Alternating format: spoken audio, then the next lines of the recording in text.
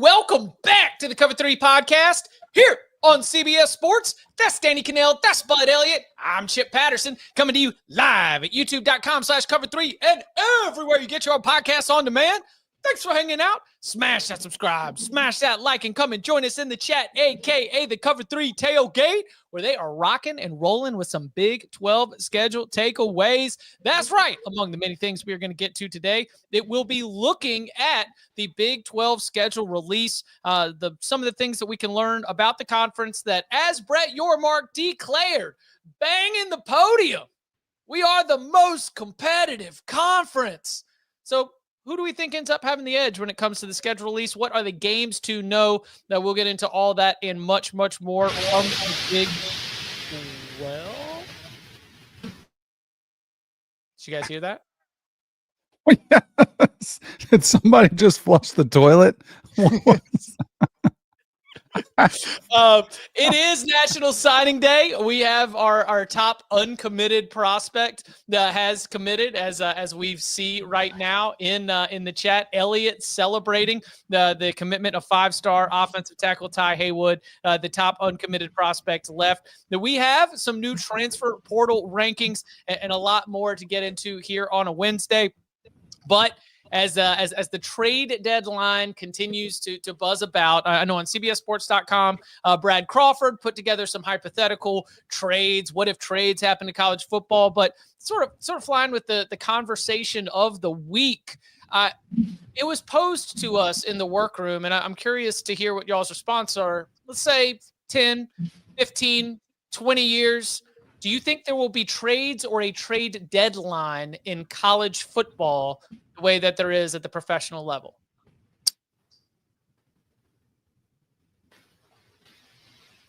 At some point. Go ahead, Danny. I'll say yes, just because we're evolving so much into a professional sport, but I think it's going to be a while. I think it's going to take a long time. I think what's more interesting is, do you think we see a draft? Like, if we're going to this direction, but I think all of this assumes there's going to be some sort of massive blow up. And it is different when you're still not employees. Like, until that happens, once they're employees, then I think you'll see those, which I do think is coming down the pipe. I just think it's probably a ways off. But I would say eventually, yes, we have trades. I lean to yes. I don't have like a strong reason for saying no, but you really have to get to a point, I think, where everybody works for like the Big Ten or the SEC or the college ball playoff. Like, not only do they probably have to be employees, but you have to be trading them kind of within the same employer system, right? It's as if, like what if they move Danny from Lauderdale to Stanford? Okay, like, he's still working for CBS. When somebody gets traded in the NFL, they're going to play for another branch of the NFL. It's not like they're going from the NFL to the CFL, or there's not really a competitive, one-for-one example here with the NFL. But did we have trades between the AFL and the NFL back when that was a thing, like 70 years ago? I don't know, but I think you'd all have to work for like the same conference or for the same organization. I'm going to say no. Okay. I don't think it's college football anymore. I mean, especially like this is what I was. I know, Is but it now it's not the way we've known it. The idea. I mean, this is like, I'm going to take it way too far, but so you're going to your third best defensive tackle on the team. He grew up 10 miles down the road from this school. It is the second week of February, and you walk into his intro to biology class and you say, "Hey, sorry, bud. We had to package you in with this 3-team swap to make the numbers work. You're headed off to Madison, Wisconsin." Like, the look, the optics, the idea that schools would be able to ship off. And I understand that we, at the professional level, you're getting paid, you're being a professional, but not everybody on a college football roster is making enough money to justify a school having the autonomy and authority to be able to just tell them to pack up and go from place to place to place. Now, would there be maybe a buyout type situation? Possibly, but when the conversation was brought to us, actually, like Trey Scott, editor at CBS Sports, he was the one that just sort of as a group conversation, thought starters. Do you think there will be there? And that's why my answer is no, because that I don't think you could sell that to people. I think that's just you are a true semi-professional league at that point. You are 100% disconnecting from the campus community. You are not even calling yourself college football. You might as well be the AAF. Like you might as well be a startup league, because that is entirely. I mean, if you want, call me Pollyanna, call me head in the sand. If you want to even include the word college in college football, you cannot tell someone to leave in the middle of a semester. Yeah, maybe there's some kind of like trade window to where it's not in the middle of the semester. I also think this probably only happens if you get to a point like we talked about. Like the University of Tennessee does not own University of Tennessee Medical Center, right? It licenses its name to the hospital. This is probably what happens eventually, where it's like the Gainesville Football Club is the LLC, but it's doing business as Florida Gators football, right? Like Florida is licensing its name and all that stuff to the organization. At that point, like, do they need to actually go to the school? I think there are some fans, to Chip's point, who really do care if players go to school. But unlike the AFL, the AFL is not creating 10,000 new potential fans every year via graduation or via enrollment. These schools do. I don't want to see it happen. I just think it's inevitable. Like there are things that happen that we would have never thought 15 years ago we would see. Multi-million-dollar players, players free agents after every season, players playing at 4 colleges, 5 colleges in their career. We never would have thought that. Players playing 6 years, 7 years. Now that's COVID. I get it. But there are things that we've seen transpire we never thought we saw before. I hate it because I do think you brought up a scenario. I was actually talking with Dusty this morning. He has boys. I don't. But what if you played at Oklahoma and you wanted your son to play there and that was his dream to go there, and you get there and you go through 2 years and you're pretty good, but somebody comes up and offers, a 5-star and a future, 8th grade commit. They'll throw that in with them. And it's a deal that's like too good to be true, and you get traded away from your dream school. I hate it. But guess what else? Like, I wish I could have played, I wish I was drafted by the Dolphins too. Like, I grew up down here. I didn't have that luxury. I grew up a Dolphins fan. When I was a free agent, eventually I could have gone and played there. The opportunity didn't present itself, but like, that is a luxury that is afforded where you do get to. That's why I said, is there a potential for a draft? Because I think in all of this, like the more we morph into the NFL, the more I think the likelihood of that happening is probably greater. Look, I don't disagree with that, but it sounds like this is something you could probably also bargain for, right? If you really, really wanted to stay at Oklahoma and you're like, hey, like this matters to me, that my connection to the school matters. There are players in MLB and NBA and everywhere who have no trade clauses. Right. Also, if we can go to the employment model without having to automatically adopt everything that happens at the professional level in sports. Right. I mean, I haven't seen y'all's contracts, but it's not like in media there are trades. There have been. You aware of that? Tell me. Yeah. So there have been a select few. But legally, doesn't end up being just like a buyout and a swap and sort of an agreement. Yeah, it's kind of an agreement. Orchestrated by agents along the way just to make sure that everything works out, because that you would have to go through this process. Even if I am an employee of the Tennessee Athletic Department, which has a very, very loose connection to the University of Tennessee, if somebody else wants me, then they're not going to offer up a full trade to be able to go get there. What's the history of this trade? So I have to look. I'd have to do some research on it, but there's definitely been some talent on air that has been under contract with a certain employer and been moved to another one during that contract in exchange for either compensation or other talent. And again, I would say it's less than a handful, like less than 5 people historically, but I'd have to find them for you. I'll get you some info on it. I'm concerned about the Markeith Morrises out here. Okay. I'm concerned about those like ancillary pieces that are going to get told to pack up and move just because they had to make the trade work in a trade machine. That's what I don't want when we're talking about any kind of like trade deadline type situation. As as Eli Drinkwitz has said, we're working on a 6-month to 6-month proposition already with the way that things are with player movement in the transfer portal. Any kind of mid-season, any kind of sort of mid-semester transferring of talent, especially if it's not even at the will of the players, I'm out. I'm out on that. You got something else, Bud? Oh, man. Gotcha. It's not you? He's trying to say it's not him. Did Mikey mute him? He's still down for the count. Oh, no. The system deal. Did Mikey mute me? There it is. I said I can't unmute. Yeah. I don't know what's going on. No, I just think it's like, it seems so foreign to us right now because it wouldn't work with the current structure or even with probably any of the structures that are going to come anytime soon, right? The question only works if they're like all employed by the same employer, and that's probably not going to happen for a long, long time. Right. I mean, you can get 32 teams to agree to a world that involves, these trades and these rules and everything else, but like, good luck getting 65 or much less like 134 to be able to all get on the same page right there. Very interesting. All right.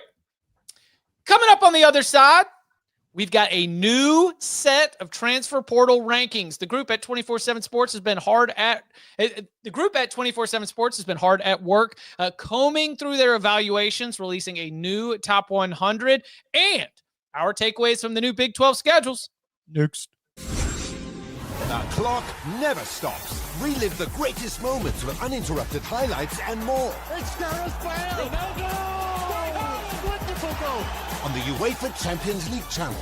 Streaming free. Back here on the Cover 3 podcast, Cooper Patagna, Andrew Ivins, new dad Andrew Ivins, they have been grinding to make sure that the 24/7 Sports player rankings for the transfer portal are the best in the business. Those are two of the best evaluators of talent that I know. And when we got the heads up that a new reworked top 100 was going to be out, that it was something that caught my attention, because what it does is I think it brings a lot of clarity to the teams that were able to add players that are going to be like truly, truly significant. And so if you are curious, and please head over to 24/7 Sports to check it out, the number one player in the new rankings is actually from the Mountain West. It is former Nevada offensive tackle Isaiah World, who is at Oregon. That he has seen a major boost in his rating. Other big movers up also from Purdue to Oregon, Dylan Tiemann. So Oregon Ducks getting a couple of key additions, once on the offensive line, once in the defensive backfield. Now, Damon Wilson, former Georgia edge rusher, going to Missouri. He's at number 2. Carson Beck, they're a former Georgia quarterback, headed to Miami. He's at number 3. And Eric Singleton Jr., wide receiver from Georgia Tech, going to Auburn at number 4. Rounding out the top 5, John Mateer, Oklahoma's new quarterback. The other players that saw a big boost would be the offensive tackle from North Carolina, Howard Sampson, who's now headed to Texas Tech. Josh Thompson, the interior offensive lineman from Northwestern, headed to LSU. So we're really starting to get a better feel for the talent level of some of these players going in. But I was curious, as you were looking across the top 100, whether it was an adjustment, whether it was just kind of seeing all those team names all lined up next to each other. Did you have any big takeaways from the re-ranking of the top 100? Yeah. So I'm glad that Coop and those guys did not go nuts with awarding like 5 stars and high 4-star ratings, because I don't think that this transfer class has a lot of like top end difference makers. I just don't. I think this class is probably a little bit less talented than last year's, and I think last year's was less talented than the year before. And that's not to say that I am less excited about the transfer portal than I once was, but it is to say that I think more teams are doing a better job of keeping their studs. I don't think that there's a Keon Coleman type situation this year where you have, what do you want to call Michigan State? Like a high major? Like Michigan State is a top 30 job in the sport. We would agree? Like 30, 35. Yeah, ish. Like top half of the Power 5. 100%. Yes. Okay. So what you're not seeing this year is like a top half of the Power 5 job losing like a 1-year type rental player. for the most part, who they wanted to keep. Like, I'm sure Michigan State wanted to keep Coleman. In this case, who's the top receiver? Eric Singleton, Georgia Tech's not a top half Power 5 job to me. I don't think it's bottom 10, but it's in the bottom half, I think. Okay, so you lose him to Auburn. Deuce Robinson, he's the 7th rated player in the transfer portal. He wasn't special at USC. He's a good player, but not like a Keon Coleman, oh, dude, that guy's a first round, if he stays healthy, or top 100 pick, a no doubter. So I don't see a lot of big time, no doubt NFL guys in this transfer portal. And I think that's a great thing for college football, because to me, it means that these teams in, let's say, non-top 15 teams in the Power 5 are now finding a way to use that house money to keep their studs for the most part, which I think is good. Isaiah World, cool. Nevada's not going to keep a player like that. It's probably good for him to go up and play against better competition at some point. John Mateer, Wazoo, is not going to keep that. And we don't know if he's going to be any good at Oklahoma. I think he'll be good, but there's also some chance he's just fun and not actually great, right? Whoa. We can be okay with fun. We are not rooting for Oklahoma's wins and losses. So, fun is good. Fun's good in our book. I don't think Florida State wanted to keep Patrick Payton. I think they were kind of tired of his act, to be honest. If they wanted to stay for super cheap or something, maybe, but I think they were ready for him to move on. I think he wanted to move on. There's not a ton on this list that gets me super excited. Zach Branch, maybe he crushes it for Georgia, but it's not like he crushed it at USC. You get to Fernando Mendoza really fast. Yeah. And I like Fernando Mendoza, but you don't have to get very deep on this list, from the quarterback perspective before you start to get to that caliber of player. Proven power conference starter, yes. But our offense has been changed fundamentally, I don't think so. Okay, so what I do think you see, though, additionally, is because there are not a lot of guys here who have awesome upside traits, because I think the schools are finding a way to largely keep those dudes with crazy high upside. The schools that do a good job of figuring out which flaws they can deal with in a player and how that player can fit in their system, kind of everybody's got some kind of craziness. Can you deal with their brand of crazy, right? Mm-hmm. I think that's going to be really important for some of the teams out there.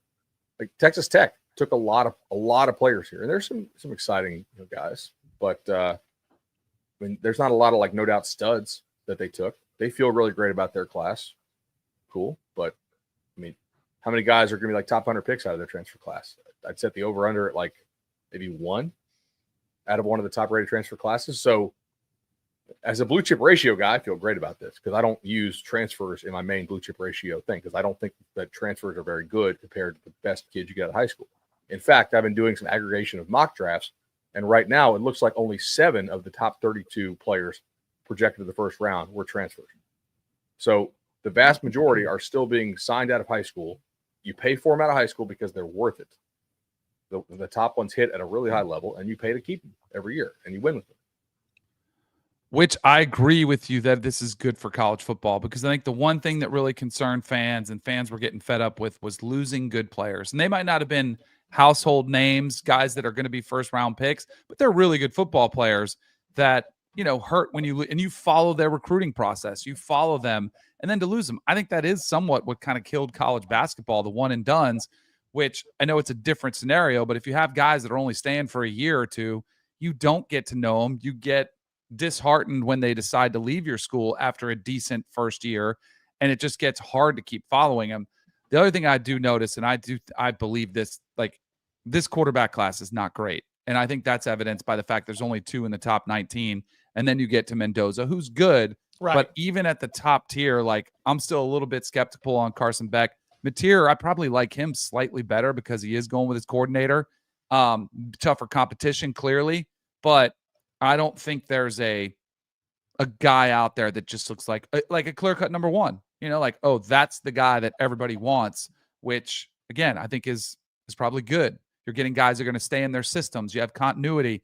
They're learning. They're getting developed as opposed from hopping from school to school to school. Cam Ward was maybe that player from this past portal class? Okay. Yeah. Another little note here. Of the top 25 players in the RERAC, all but 4 of them are going to the Big Ten or the SEC. And of those 4 that are going outside, they are going to Miami, they are going to Florida State, they're going to Texas Tech, and they are going to Cal. So you still are continuing to see that as something that is, even if the transfer portal talent level is down, the schools that are getting the best are not even necessarily the top schools in all of college football, but at least the schools that are at the 2 conferences that are continuing to separate themselves in terms of resources, investment, and the like, the Big Ten and the SEC. Right. Exactly. I think you don't, how many of your top playoff contenders are taking like more than 1 or 2 players in this thing? Right. Not many. Yeah, I was counting them up. Yeah. I was going by school. I was looking at it and I said, okay, so it is heavily slanted towards the Big Ten and the SEC, but I don't see Alabama loaded up here. I don't see Georgia loaded up here. I mean, Georgia is taking Zach Branch, but it's not like there's a lot of other ones in there as well. And so Noah Thomas, who's like a top 30 guy, I could see that. I could see Thomas being the guy that they wanted Colby Young to be potentially. That's right. But ultimately, I mean, it's how many of these guys can really play for these top 4 or 5 teams out there? I don't think that many. I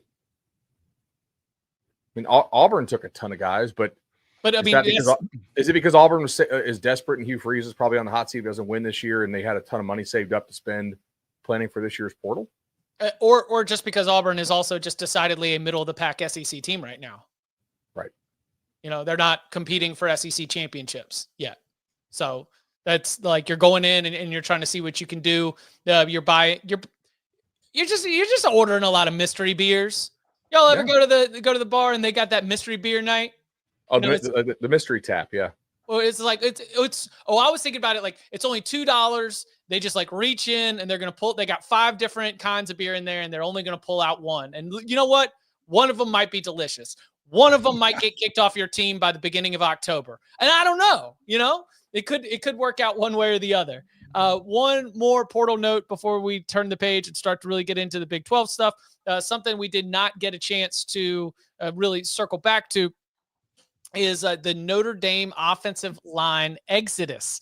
Now, we saw Notre Dame really have its offensive line tested in a major way this season. They answered the call. Some young players really stepped up. But in the wake of that national championship game loss to Ohio State, we saw some fairly significant names go and hit the transfer portal. Nebraska and Indiana among those that start to pick up those players along the way. But are you adjusting your expectations at all with some of those pickups? Not really, but I do think the Notre Dame center is a nice get. When he played for the Irish this year, I thought he played with good effort, and I like for Indiana. That's a nice get. I certainly don't think Indiana is going to maintain its level of play from last year, but that's really not all that intriguing of a statement to make. I think the real mystery is how big is the drop off if they do indeed. I mean, I think they'll suffer a drop off. Pat Coogan. How big is that? I was dropping that. Sorry, apologize that. So Pat Coogan is off to Indiana, and that would be Rocco Spindler, who's with Nebraska. I was afraid I was going to get those twisted as well. But both very experienced players, both very good players. But that is the bonus now for the Nebraska Cornhuskers and the Hoosiers. Is Notre Dame at a level, because I've talked about this before, like beware of the player that leaves a program that could have kept them. You know, like if you get a player from a Georgia or Ohio State, like teams with deep pockets, I think Notre Dame's in that category. So is this a buyer beware of sorts for the programs that these players are leaving to? Because you would think that, hey, if Notre Dame wants these guys back, they'll just pay whatever the number is. Playing time is still a very, very valuable commodity. And I don't think that Coogan was going to start for the Irish, correct? Yeah. And like based on how I read the depth chart, I could be wrong. And we have a lot of Notre Dame fans in the chat, so correct me if I'm wrong, but I don't think he was going to start. And at some point you want to play. Mm-hmm. Spindler is like a 5th-year player too. So, I mean, you might be starting to look at a younger guy. Yeah. Yeah.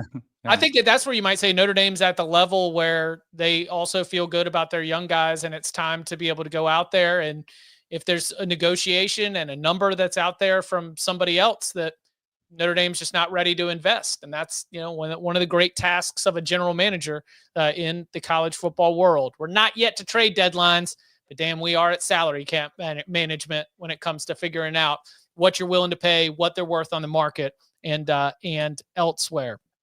Ty Haywood, as Bud told you on Monday, likely headed to Michigan. He makes that commitment official. It is the top uncommitted prospect on, it's National Signing Day. I know everybody, woke up. I mean, what happened to our National Signing Day? It's moved. It's in December. Yeah. That's just what it is. It's just different. This is like the supplemental draft. In the NFL, does anybody even know what day that is? It's just such an afterthought that no one even considers it. I think that's the way I look at this one. Most people that are even diehard college football fans are like, what? There's more players available that haven't committed?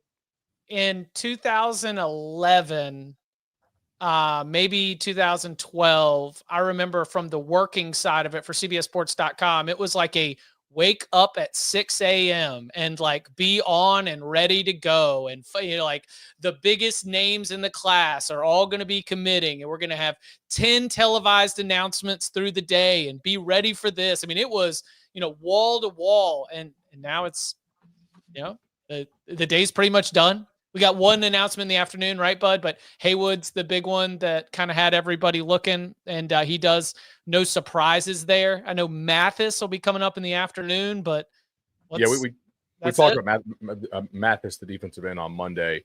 I think I'm assuming Maryland there, and if you follow the 24/7 Sports Crystal Balls, I think that's your assumption as well. I like that. That's a nice get for Maryland for sure. Yeah. Did you say Maryland hired Pep Hamilton? I did. Yeah. As their OC? Offensive coordinator, yeah. Is his son a quarterback? I'm trying to remember the full deals on this. Or maybe he's got there's getting Pep Hamilton is obviously a what? Excuse me? But I mean, Fox is connected. That's not that's not crazy to think that they've got a previous relationship from, being throughout the industry. I'm going to need to turn my monitor vertically to fit all of Pep Hamilton's CV on the screen. It's everywhere he's been, it's crazy. Wait, what's CV? So it's so Stanford for 3 years, Indianapolis for 3, Cleveland for 1, Michigan for 2, the DC Defenders in 2020 for 1, which is that Arena League or is that? No, that was the AA. I'm sure Cubic will yell at me. One of them. Chargers also in 2020. So I think he worked somewhere in the spring and then somewhere in the fall. Texans for 1 year in 2021 as the passing game coordinator. Texans for another year as the OC in 2022. I don't actually know where he was the past 2 seasons. And then Maryland now. I don't know. Wikipedia does not list where he was the prior to. I will say that when I think Tom just sort of, not jokingly, but not quite all in an unserious manner, floated Mike Loxley to go jump on a high profile OC job. You're bringing in Pep Hamilton. You're committed to the future, or at least trying to get some results there in College Park, trying to get it done, trying to get it done right away. What the heck is CV? I've seen that chip out. I had never heard of it. All right, how many people in the chat do or do not know what CV is? Well, Silky does. He put it in there for us. Blake obviously does. He can't believe Chip doesn't know. I don't know. I've heard of a CSV file that you put in when you give somebody a virtual card. Is this a lawyerly thing? I don't think. Is it a lawyerly phrase? Anything with Latin in it. It's a resume. All right. Well, I'll tell you what we call it. Exactly. It's a resume. Curriculum vitae. Okay. All right. Okay. So that's a resume. Okay. Thank you. That's what I was thinking. It's a resume. It's a resume. Yeah. All right. You can get bio. A cover letter, a resume. Yeah, I don't know about that. Okay. Coming up on the other side, the Big 12 provided some absolute thrills. A 4-way tie for first place in the final standings. And this week, they unveiled their full 2025 schedule. We'll give you some of our thoughts and more. Next. I feel home when I see the faces that remember my own. When I'm with my friends, I feel home. Are you guys watching Golf League, by the way? TGL? Yeah. Yeah. Did you see what happened last night? I didn't finish watching, but what happened? The ultimate nightmare happened because Tommy Fleetwood hit a shot and it didn't register. Like the monitor, the TrackMan didn't pick it up. Whatever. And I think it's Tiger's technology. I think it's like some sort of monitor that he uses is why they're using. I've seen a couple articles written on it where the technology isn't the best available out there. And that's like your worst nightmare. That's where, and they have gambling on it too, which talk about controversy. You have a shot that he might have thought he flushed it and it didn't get picked up on the register. It's good.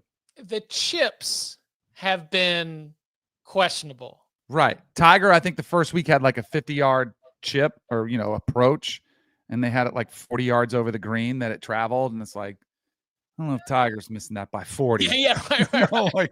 Yeah. Anyway, so Fleetwood hit it. I didn't watch last night. I check in and out. It was on later last night, so it was a later window. I don't know why it was on, a little bit later. They're tired of our college girl, was there. Is it live or pre-recorded? It's our live. Girl Jordan Giorgio was there in person. She's actually, I was texting her earlier today about would she have a good time? She said it was a great time. Well, did you catch her on television or did you just know she was going? She said she was going. So as she's like, and then she's like, do you guys see me? That's why I flipped it on. It's like, I don't see you. How'd it go? The lighting on the crowd is low. Right. Yeah. In that stadium.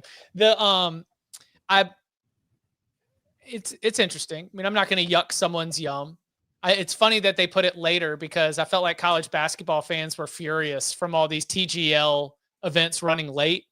Like they're not switching over to an ACC or a Big 12 basketball game, but don't worry because the hammer just got thrown on the 16th green, and now we got Patrick Cantlay talking about expected value hammer theory that he's running through. I mean, there's something awkward about golfers trying to talk smack. Because a lot of the smack you would talk, you actually can't say on TV. Right. So, it's really hard to have clean TV smack talk. Right. Yeah. We had one in softball last night, which was an all-timer. I'll text the group later. It's not, I can't clean it up for the show. All right. So on Tuesday, the Big 12 released its full 2025 slate. Now, some of the non-conference games we knew, some of the matchups we knew, but now we get to see it all laid out in a nice big grid. We get to look at the team-by-team schedules all along the way. And so I guess I know we've got a couple teams that we want to turn our attention to. Danny, when you were looking at it, what were some of the first things that stood out to you? The thing that stood out to me first were the three teams with the triple buys. I do think there's incredible value in that. Like if I was a coach, I would not mind playing in week 0, going early and getting the extra game. There's two teams, right? Because they play each other, but their list is 3. So it's getting the extra buys, I think is a huge asset. And the way they're spaced out almost like into thirds of the season, like a chance to get healthy, chance to recoup. So for Kansas State, Iowa State, and Kansas, I think that's a huge advantage for those programs. That jumped out to me right away. Yeah, you go, I know for Kansas State and Iowa State, you've got the game in Ireland, then you come back, you do play week 1, but it's against an FCS opponent. So then you kind of get to backload that just a little bit, which can help you out along the way. Bud? Sorry, I got to make sure I tweet out our new segment here. Okay. Big 12 schedule. Do you think that the Big 12 is set up to be able to get an at-large bid? Let's just stick there. Like the big, before we start going schedule by schedule, do you think the Big 12 in 2025, as you look at it right now, has a collection of teams that could give itself a chance to be able to get 2 teams in the college football playoff? Sure. I think so. Now, some of the key games, you're going to need Baylor to be as good as I think they might be. Right. You're going to need Baylor to beat Auburn in Waco, and you're probably going to need Baylor to win on the road to establish some like connect the dots. Be like, actually, Big 12 is a win over this conference and win over that conference. I think it's possible, but not probable that the Big 12 gets multiple teams because, again, nobody in that league is really playing at a top 10 level. They're very, almost everybody in that league is somewhere between like 15 and 45 within the sport, which makes for, to your Mark's point, a super competitive league. But if you're the committee, it's like, really, like, I mean, look at the draft numbers, like look at the lack of difference makers you have, on these top teams in this league. It's a fun league to watch. It's like supercharged G5 in many cases. And I think, like, I watch the heck out of it. We talk more Big 12 than I think many other national shows. We actually like watching the ball games as opposed to just talking narratives. It's a really fun league. The other big non-conference games they have, Kansas at Missouri. Yeah, and then Arizona State at Mississippi State. Which Arizona State should win. Should be a favorite. Yeah, and unless you think Mississippi State's way better this year, which they could be, I guess. I will say, I think if there's one league where the incorrect methodology of determining who has the easy and the hard schedules is just to use last year's winning percentage, I think Big 12 is probably the one I would not want to do, because Texas Tech allegedly has the easiest schedule in the league if you just use last year's stuff. I looked at it, I'm like, I don't know, man. Like, some of these guys are kind of decent who they play. Like, which teams do you really, really want to see on your schedule from this league this year? Texas Tech plays most of the teams that are at the top of the odds board to win the Big 12. Texas Tech will either lose the Big 12 or win the Big 12, but almost every team that considers itself a Big 12 title contender has to play Texas Tech either home or away at some point. They are like I expect them in their games against the top 5 teams to probably either go 3-2 or 2-3, but they gonna have a say in who ends up making it to Dallas along the way. I'm not going to project it to be the Red Raiders right now, but I don't think Texas Tech has an easy schedule at all. I think you want to see, if you go just by the odds board, you want to see Oklahoma State, you want to see West Virginia, you want to see Cincinnati, you want to see UCF, you want to see Houston, you want to see Arizona. But do you? That's the point. Like, are we sure West Virginia's going to suck? Are we sure Oklahoma State's going to remain as bad as they were? I won't argue against you with UCF. They probably won't be great this year. Cincinnati, to me, had like the worst injury luck in the country. I mean, they were just devastated up front defensively, and everybody, like, they went 1-4 in close games. I think I was talking to Parker on Twitter about it the other day. Shout out Stats of War. Houston, I'm not really looking to bet that Willie Fritz won't be better in year 2. Yeah, guy's a pretty good football coach. And Arizona, I think Brent Brennan's a good football coach. So there's also nobody that I really don't want to see. Right. Probably Utah, because they're still like crazy physical. And if the new offense works out, that would scare me a little bit. But I mean, are you scared of any of these teams? Everybody's very even. That's why, to your question, I don't think they get an at-large bid. Like, their best case to get is like the ACC got it last year. You have one team that maybe won, like, perfect scenario. You have an undefeated regular season. That team is ranked, high enough. They lose to whatever the next best team is that probably is 9-3, but you don't want 2 10-2 teams facing, which I think is probably the best case scenario that they had last year and didn't sniff it to get 2 teams in. Like, I just think this is a one big league, especially on years like this with the amount of uncertainty and parity that are a lot of these programs. Yeah, I mentioned that to you earlier today on your radio show. It's like there's no team, no other power conference has favorites with 5-1 odds or longer. Right. Like it is just a pack. You could call any of them favorites. Officially, it is Arizona State and Kansas State at the top of that odds board, but you do not have to go very far down before you get BYU, Baylor, Kansas, and then even Texas Tech. And that's even ignoring Iowa State, which is way down there at like 12-1, yet returns Rocco Becht, yet retained Matt Campbell after a coaching carousel where his name came up along the way. And the Cyclones have, a level of consistency that probably should be respected. That is 1, 2, 3, 4, 5. That's like 6 or 7 teams that you would not be surprised if in the middle of November they are 2 wins away from being able to make it to Dallas. Can we take Jay's comment? So, yes, the Big 12 will get an at-large. Well, the second part of it's really interesting, or the reasoning for his opinion. Says and Max, following him, said the same thing, which I agree. I mean, it is really good. Yes. for our audio listeners, we should read the comment. Okay, so Jay said Big 12 will get an at-large. They return the best group of quarterbacks in the country, which is bizarre to say, but it's true. Max follows up, the Big 12 crop is tremendous, and no one talks about it. Now, I will before we dive into this, because I agree with the notion, it is also easy for us to say that they have the best group of quarterbacks because they also have the best group of proven commodities. Right. Yeah. If you want to project some improvement of some players, if you want to project some development of some younger players, then the conversation might change and some other conferences might be able to enter the chat, so to speak. But I mean, I would say without a doubt, there's no conference where I feel more confident in what you're going to get at quarterback. I'm confident the SEC will end the regular season with better quarterbacks than the Big 12. But I think the way that Jay phrased that by saying return the best group of quarterbacks, yes. You sure about that? I mean, do you think the quarterback play is going to improve that much in the SEC? Because this past year was I think the SEC is going to come back with a vengeance this year. I think you got a lot of guys, who have just a ton of upside, and they could just go 50-50 on them and still have the best group, I think. Because, I'm all right, off the top of my head, Avery Johnson, right? Sam Levitt, Retzlaff, Sawyer Robertson. Like Retzlaff is okay. I mean, Retzlaff, Jalen Daniels back for a billionth year, Baron Morton, Rocco Becht, Sorsby still in the house. Yep.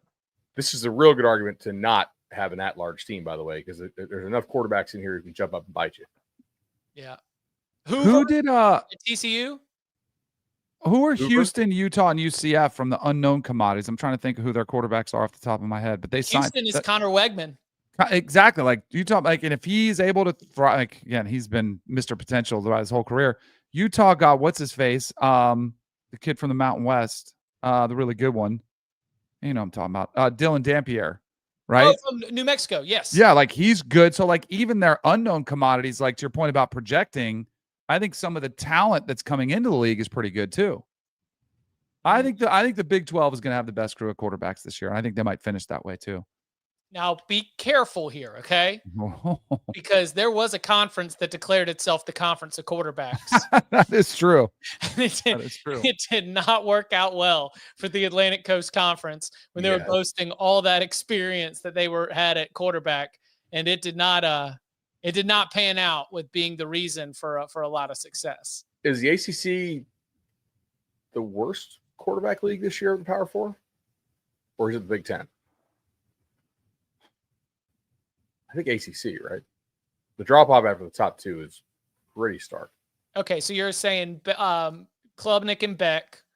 Yeah. And then you drop Kevin Jennings is good. I would take Jennings over Castellanos. Yeah, all day. Okay. Haynes King over Castellanos. Yeah. Is Haynes King back for another year? Yeah. Yes. Can't keep tracking. Eligibility in schools, I'm gonna have to do like CJ Bailey had some upside at NC State. Miller Moss. Okay. Am I really going to bet against a Jeff Brom quarterback being at least decent? No, but he doesn't excite me. Does Miller Moss win the argument for why the ACC should get more respect? Wait, is Brosmer back at Minnesota? Brosmer should be. Okay. He's decent. I'm telling you, we need to do a quiz on this stuff. Raiola. Well, stay tuned. I got something coming on that. Raiola and Nebraska. Oregon definitely kicked the tires on some kids behind the scenes, but Altmaier back at Illinois. Yeah, I think Big Ten's better. Drew at Penn State. Yeah. Rutgers, no. Wisconsin, be hard to be worse. Who am I missing here? Iowa's going to be better, for sure, than they were last year. Michigan, it might turn on Michigan. So we're going to say to start the year, if like we're lining them up in the racing grid, the pole position is the Big 12. You bring us the most good players that we feel good about. Yeah. Second spot, probably the SEC, because we've got some players we know are good and then others that we see a little bit of runway for improvement. I think it'd be like pole position Big 12, but betting favorite SEC. Yeah, and then we go to the Big 10, and then we go to the ACC. Yeah. So if Max Johnson comes back and lights the world on fire, ACC maybe moves up a little bit, but we'll see about that along the way. I wanted to highlight a couple of specific team schedules. I know that we've got a couple of those ready. The first one I wanted to identify is the BYU Cougars. And one of the reasons why the BYU Cougars have such an interesting schedule, in my opinion, is because of an abundance of teams that are, again, just according to the odds makers, very much in the middle pack to high-low area of the conference schedule. So in conference, they are going to go at Colorado, West Virginia, at Arizona, Utah, at Iowa State, at Texas Tech, TCU, at Cincinnati, UCF. The names that you do not see on that list, you do not see Kansas State. You do not see Arizona State. You do not see Baylor. You do not see Kansas.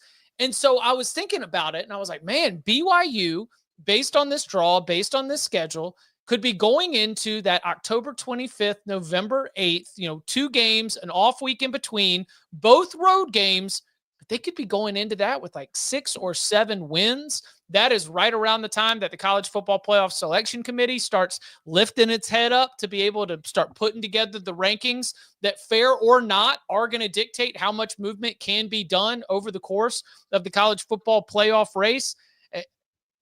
Guys, I think BYU could be in for another year of high win count, could be another year of contending after finishing tied for first place in the conference standings last year. If I'm looking at all the teams with like winners and losers and observations, is that the Cougars, schedule-wise, are avoiding a lot of the supposed toughest teams and should be set up for another good year. I think Kalani's a good coach. Yeah. As well. Like that team plays hard. They don't make a ton of mistakes. They're very, very good at home. Like there is some kind of like it's hard to beat them in Provo. Altitude as well. Like it's hard. They have a good crowd, but altitude is very real out there as well. Oh, 100%. Yeah. Chip, I think you're on it here. Like they're as high in the ratings as they are as far as like the Vegas stuff. I think because of that schedule. They're the 3rd favorite to win this conference. Right. At FanDuel. And power rating might not put them there. Like they would not power rating. Like neutral field, I like Baylor better. I think I like Kansas better. If you like Texas Tech, Iowa State, Utah, or TCU better, neutral field, I don't disagree with that at all. But if they've got it rolling and they can pull it together, those two road games at Iowa State and at Iowa State and then at Texas Tech on November 8th, that was one big swing. One other one that I know I wanted to point to because it brings about something that we've talked about usually in our win totals conversation. If we've got Arizona State's schedule that we can take a look at real quick because we sometimes like to discuss, what do you want in a schedule? Do you want your toughest games at home or the toughest games on the road? And one thing we always talk about is you almost want your toughest games. If you are a good team, you want those on the road. If you're a bad team, let those be the toughest games at home. If you're a bad team, you want them on the road. The toss-up games are going to be at home. Because bad team, you're going to lose those games anyway. Good team, those are the ones that you want to have that home crowd environment. If Arizona State's going to be the Big 12 champions again, I'm looking at this, guys, and I think they need to be road warriors. Here is the road schedule in conference play. At Baylor on September 20th. At Utah on October 11th. At Iowa State on November 1st. Then later in the year, not as tough, but still in Boulder at Colorado on November the 22nd. On the flip side of that, TCU, Texas Tech, good teams, but then Houston, West Virginia, Arizona, all at home. I mean, Bud, this Sun Devils schedule, as I'm looking at it, especially as it pertains to conference play and trying to repeat as Big 12 champions, I don't know if that's exactly the way that I would ask for it if I was Kenny Dillingham, but still a situation where, given all the adversity they've been able to overcome, it shouldn't be too tall of an ask for the co-favorites heading into the year. I think the timing of some of the games may, in some part, help them. Like, I don't love having to go to Baylor early because that offense should still be clicking a lot for the Bears. But we don't really know what Colorado will be without Shedeur and without Travis. So are we sitting here having the conversations about Dion? Like, will he take an NFL job or an NFL Network job or whatever a year from now if things aren't going great for them, or is Colorado solidly in a hunt for a bowl and they'll be fine? I mean, he clearly enjoys coaching, so I don't think that's necessarily a guarantee to happen.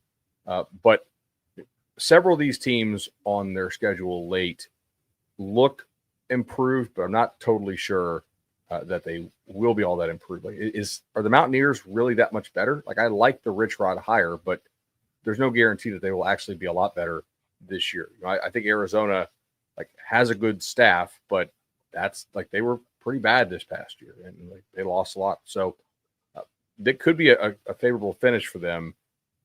I don't think that Arizona State's not a team that likely profiles as an at-large team. So the Mississippi State game doesn't matter quite as much for them. For the rest of the league, I think it matters, a ton. But Baylor profiles as an at-large team if it can beat Auburn and beat SMU in the first 2 weeks. Now all of a sudden Baylor has an at-large resume, and if a Big 12 team beats Baylor in the Big 12 title game, it's a quality win. Those are things that can set up well for the Baylor. At Utah is tough for sure. This should still be a really good football team. I don't know. People assume Mississippi State bounces back. I don't, but we'll see. Danny, any team you want to focus on or any sort of general observation? Big 12? Yeah, you mentioned it a little bit earlier in the show, Texas Tech with, on paper winning percentages, one of the easier schedules. I think that's a big reason why they have, invested. They've always been big spenders in the NIL market, but it does feel like this one with the third best transfer portal class. Baron Morton, one of those quarterbacks coming back, who is pretty special. I mean, 27 touchdowns, 8 interceptions. When he's healthy, he's as good as anybody out there. It almost feels like they're kind of going all in to see if they can get it done. But much like we talked about earlier, it still doesn't look like a cakewalk because you still have to go to Utah, to Arizona State, who we were just talking about, to Kansas State, and then that end of the year game against West Virginia on the road. It's not exactly easy. There's not one on here that you look like, oh, that's just a cakewalk. But I do think this is a huge year for Joey McGuire with the expectations they've kind of had, more importantly, because of the money they've put into the program. Yeah, Texas Tech playing Kansas State, Arizona State, and BYU, 2 of those games on the road. Those are 3 of the first names you get on the Big 12 odds board at FanDuel Sportsbook, where you can make every moment more. If all the transfers hit, then who knows? You could be controlling your own destiny and winning a lot of quality games. Have you guys played around, just looking at these FanDuel odds? How many leagues have 2 or 3 teams with shorter odds to win the league than the Big 12 does? It's all of them. Well, I mean, so Big 10 is 3, right? Meaningfully shorter. But then it drops to plus 1,600. the gap. Yeah, Michigan is 8, and then 2,500 for Indiana, and everybody else is 50 to 1 or more. So, Texas, Georgia, and then Bama's you're getting 7 to 1, Tennessee 7 to 1, LSU 10 to 1.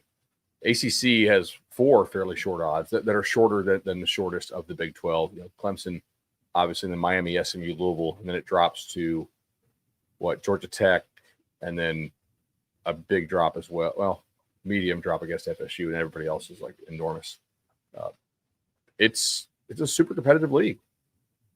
How about this one? More than an hour before we got started, Jim jumped in the tailgate. He said, since we were looking ahead at the 2025 Big 12 season, I asked the Cover 3 crew this: over under 2.5 Big 12 coaches being fired by the end of December 2025. So not high, like that's not guys leaving for better jobs. I don't see enough hot seats for outright firings. I could see coaches changing. All right. So let's just go over the guys who will not be fired unless it's for some cause that we just wouldn't know about, or if we knew, we, probably would report it. So we're not just going to drop it here on the show. Right. Do you know something? No, but I'm saying, unless you got, so Kansas State, Arizona State, no. I think Sataki's very safe at BYU. Is Baylor not safe? They were really good last year. Maybe if it falls apart in a year in which they went all in to keep their guys, that's a maybe. I mean, that would have to be a catastrophic bottom fall out scenario. Yeah. Sonny Dykes, if things go really poorly, I think that you could start to hear some murmurs. TCU finished the year with 4 straight wins that really erased the toxic sort of negativity around that conversation for the Horned Frogs that was going on in the middle of the year. I mean, we're in a results-oriented business. Sonny Dykes delivers 4 wins to finish the year 9-4. You did it. Like that. You cooled things off, but was not that long ago that people had some questions about whether you were going to be the guy for the job. The reason I asked for clarification here is because I think this league, more than any other, really has multiple opportunities for guys to leave for other opportunities, to retire, that kind of thing. Like, I mean, I could see Gundy doing something, right? Or them doing something with Gundy. We already talked about the Dion thing. Chip brought up the Dykes thing. Brent Brennan, I mean, if he if it's a I would total say disaster over, again, sure. but not being fired. What about, right? That's the thing. I would say over if it's just different coaches, but fired is, there's a lot of coaches with a lot of job security in here on this list. And Whittingham, coaches. Did he hang it up? Whittingham and Gundy is retirement watch for sure. Yeah. McGuire is certainly hot seat may not be the right term, but pressure seat. Yeah, I mean, that's not going to be you got to win something at some point. Like, I know the media loves the guy, and he seems super nice to, but like, they haven't won anything. Yeah, the Texas the Texas Tech infrastructure, the Texas Tech media infrastructure loves Joey McGuire. Like, there's no one writing a column in the Lubbock Avalanche Journal or whatever about like why you should fire Joey McGuire. Like, there's not going to be a lot of pressure that comes there. That would have to be, I think, from the leadership first. Like 8-5 in a very down Big 12 is not something they're probably real happy about. Maybe Satterfield. Yeah, Satterfield I thought was one that should be possible. Considered. Yeah, if it falls off the rails, I think it could be a. So to answer Jim's question, I think I would say over on coaching changes. I just don't know if I would specify it as fired, hot seats. We just got too many different ways that it could go, whether it is leaving for another job, whether it is retirement, or of course, as it was mentioned in the question, the idea that a coach would be outright fired. Love Ryan. Got it started in my Big 12 schedule takeaway. All the competitive teams have competitive schedules. It's just the way Brett Yormark wants it. And then one last one. Under the current construction of the Big 12, will we see a Big 12 team win the national championship in the next 10 years? God, no. Hell no. Wait, in the national championship? No. Oh, no, he said in the national championship. Sure, maybe. In is a little bit more possible. Win, definitely not. 0%. I would tend to agree. I think they can get. I don't even know. I might even fade. They can get. I might still say no. First of all, you're only getting one, so it makes it that much harder. Unless things dramatically change in the landscape and the competitive nature of this league. Like, it is a great competitive league, which is fun, but it does not suit you well in the current setup. My answer is definitely still no, but it's not quite as hard. Like, win one, I would say about 0%. The FBS national championship. I think that my answer is no. And I think that even if we throw in all kinds of qualifiers, like, I think that the college football playoff is going to expand. I think the fast pass to the quarterfinals is going to end up getting taken away. I think the Big 12 champion will find itself in a less advantageous seed than Arizona State had. I think that this is going to be a situation where if a Big 12 champion makes it to the championship game of, let's just say, a 14-team college football playoff, they would have done so winning as the 12 seed and taking down multiple other like top-end teams in college football to be able to get there along the way. So I'll say no. Can I just defend them? Because a couple of people put in the chat, like, you guys act like it's the minor leagues. It kind of is.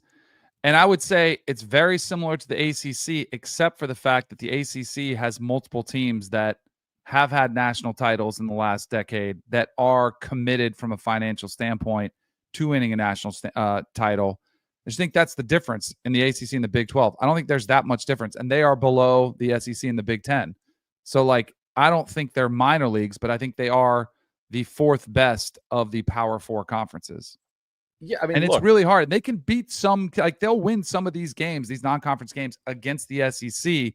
But once you start going against these teams and have to win 4 of them, that's where it just becomes really hard to picture one of these programs making that run. And look, college football is not about the national championship.